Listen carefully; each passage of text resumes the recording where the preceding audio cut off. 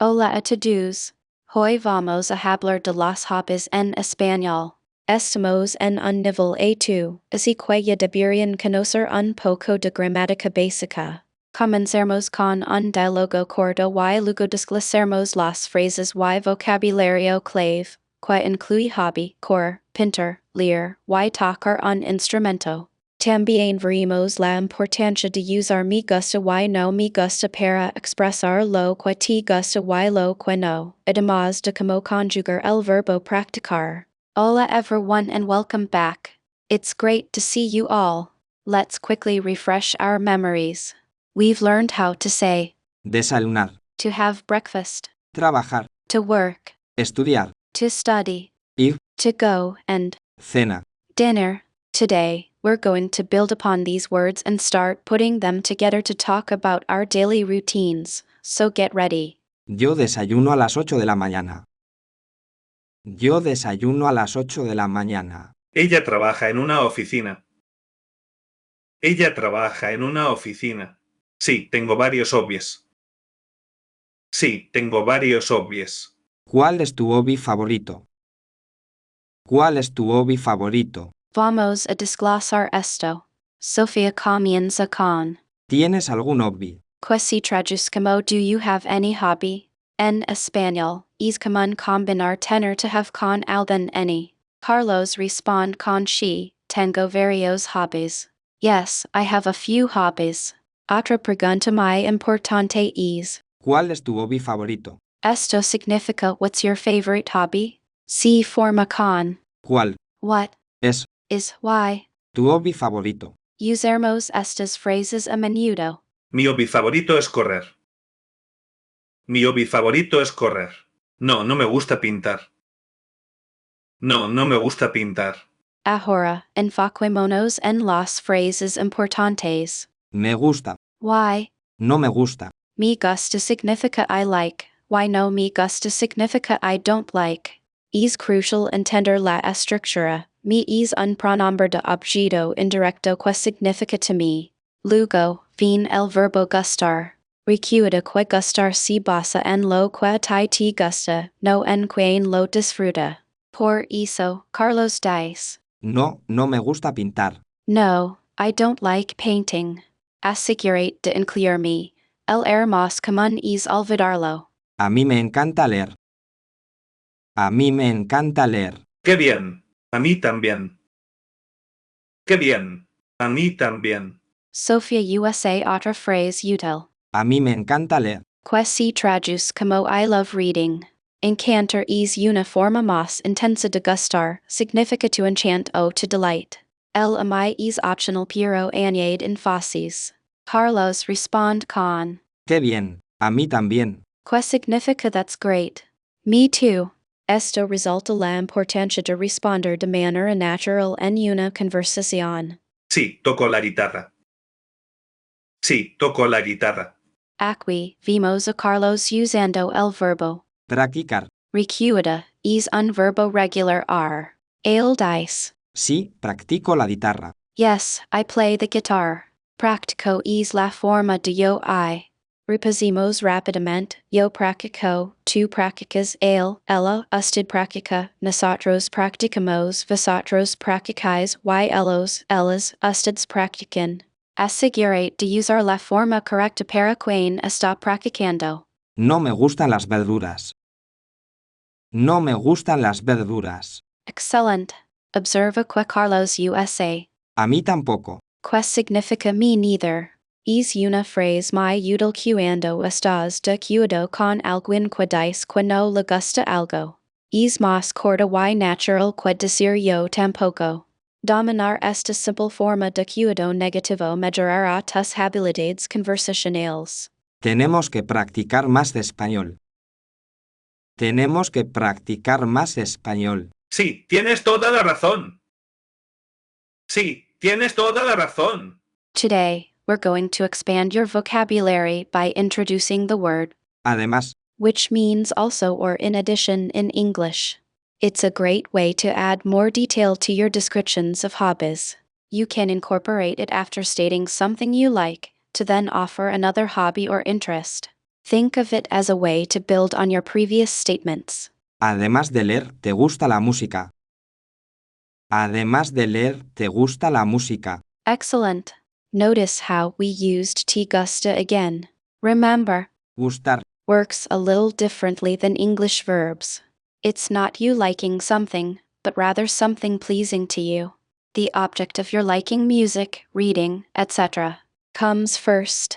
A quick tip: when responding with she, keep the sentence structure similar to confirm comprehension. Sí, además de correr, me gusta el fútbol. Sí, además de correr, me gusta el fútbol. Very good, Benito. We just combined Además, with if. which means and.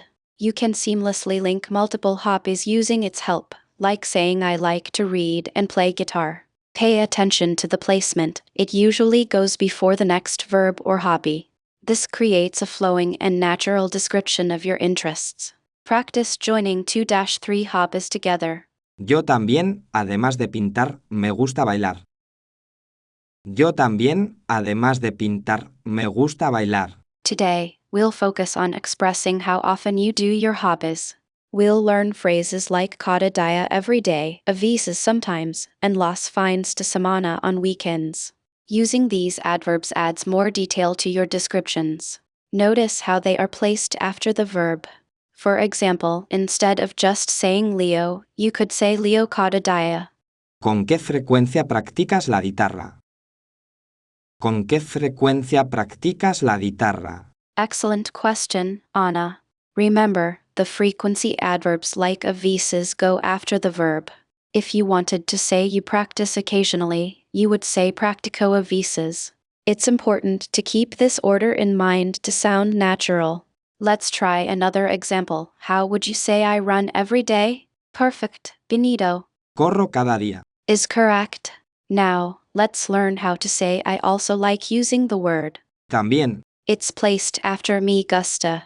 For instance, if you like reading and also like painting, you would say me gusta leer. también, Me gusta pintar. This expands your descriptions with more related interests.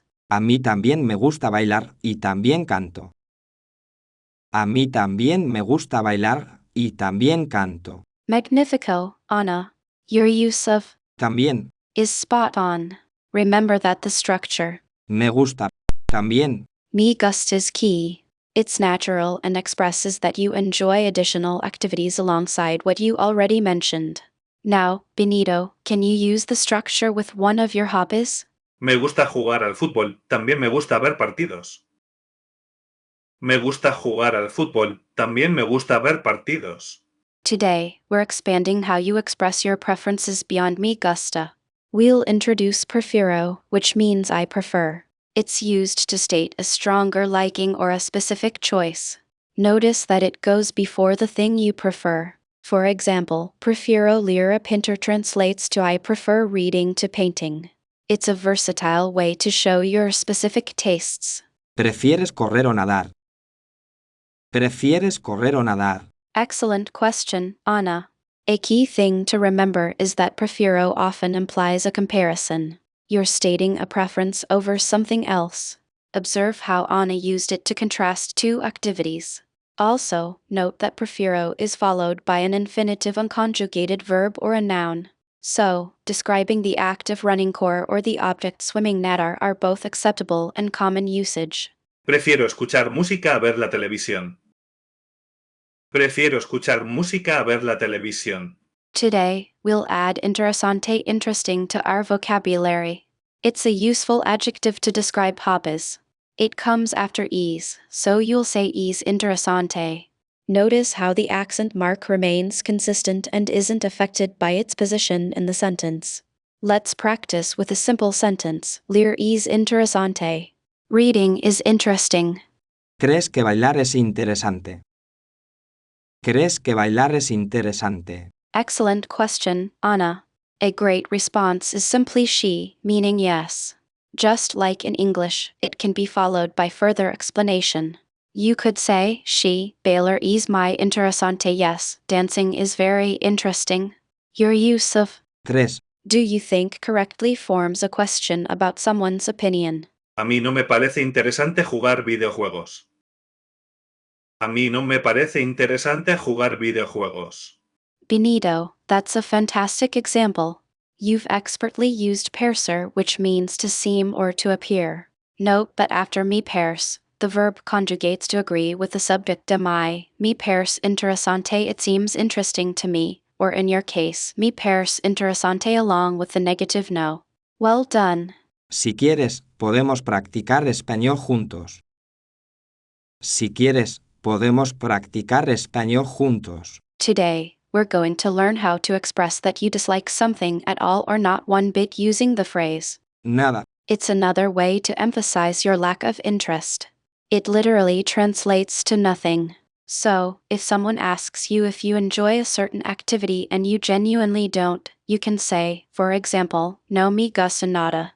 No me gusta nada el senderismo. No me gusta nada el senderismo. Excellent. You correctly used. Nada. Notice it follows the verb gusta and it's placed after the noun. The intensity demonstrated with nada helps convey a stronger negative sentiment beyond simply saying no me gusta. It shows a complete lack of enjoyment or interest in the particular activity. ¿Te gusta nada cocinar? ¿Te gusta nada cocinar? Very good. Observe how Benito correctly frames the question. Similar to its usage with gusta, Nada. is placed after the verb in interrogative sentences as well. The intent is still to ask about a complete lack of enthusiasm or interest in the activity being discussed. Notice the inverted question structure as well. No, nada me gusta la cocina italiana. No, nada me gusta la cocina italiana. Mi piace fare corsa nel parco. Mi piace fare corsa nel parco. Mi piace dipingere paesaggi. Mi piace dipingere paesaggi. Non mi piace leggere libri noiosi. Non mi piace leggere libri noiosi. Mi piace suonare la chitarra. Mi piace suonare la chitarra. Fantastic, Benito. Now, let's introduce the phrase. En cambio, Meaning instead or on the other hand. It often follows prefiro. So, prefiro escuchar música. En cambio, no me gusta ver la televisión means I prefer listening to music. Instead, I don't like watching television. It's useful for providing contrast and further explanation when stating your preferences. Hemos cubierto mucho hoy. Han aprendido phrases clave para hablar sobre hobbies. Han visto cómo se conjuga el verbo. practicar. Y han dominado la estructura importante de Me gusta, no me gusta. para la tarea, quiero que escriban 5 cosas que les gustan y 5 cosas que no. Usen oraciones completas. Compartan esto con un compañero en la próxima lección y pregúntanos sobre sus hobbies también. Un recordatorio rápido sobre pronunciación, recuerda vibrar la R, piénsalo como un pequeño motor. La J suena como una H en house, como en. Jugar. Y maintain tus vocales puras y distintas. Buena suerte con tu práctica. Gracias por participar. Hasta la próxima. Siguen practicando su español. Recuerden usar estas phrases en conversations reals. Hasta luego. Okay, everyone, fantastic work today. We've covered a lot about talking about Pasatiempos. or hobbies in Spanish. Let's do a quick recap with a few questions to make sure everything has stuck. Ready? All right, first question. What was the main topic of this lesson? Was it greetings, introducing yourself, talking about hobbies, or ordering food? The correct answer is talking about hobbies. We spent the whole lesson learning vocabulary and phrases related to leisure activities. Next up, which phrase do we use to express I like in Spanish? Was it Me gusta, no me gusta. Me encanta.